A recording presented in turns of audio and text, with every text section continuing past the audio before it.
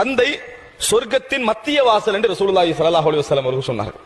தந்தை ஒரு சொர்க்கத்துடைய மத்திய வாசல் தந்தை தான் அப்படி என்று ரசூலுல்லாஹி ஸல்லல்லாஹு அலைஹி வஸல்லம் அவர்கள் சொல்லி காட்டினார்கள்.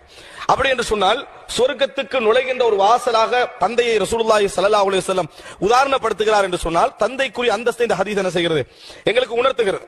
ஒரு தந்தையுடைய பெருமதியை இந்த ஹதீஸ் உணர்த்துவதை நாம் என்ன செய்கிறோம், பார்க்கிறோம்.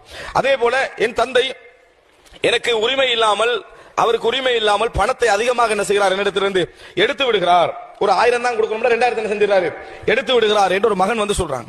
அப்ப ரசூலுல்லாஹி ஸல்லல்லாஹு அலைஹி வஸல்லம் சொன்னார்கள், அதாவது நீங்களும் உங்களது சொத்தும் அந்த வமாலுக லி அபீக, நீங்களும் உங்களது சொத்தும் உங்கள் தந்தைக்குரியதுதான் ரசூலுல்லாஹி ஸல்லல்லாஹு அலைஹி வஸல்லம் சொன்னார்கள். உங்கள் உருவாக்கத்துக்கும் தந்தை காரணம், உன் உழைப்புக்கு பின்னால் உள்ள முன்மாதிரிக்கும் தந்தை தான் என்ன காரணம். அந்த வமாலுக லி அபீக, நீங்களும் உங்கள் சொத்தும் தந்தைக்குரியதான் என்று ரசூலுல்லாஹி ஸல்லல்லாஹு அலைஹி வஸல்லம் அவர்கள் சொன்னார்கள் என்ற செய்தியை நாம் என்ன செய்கிறோம்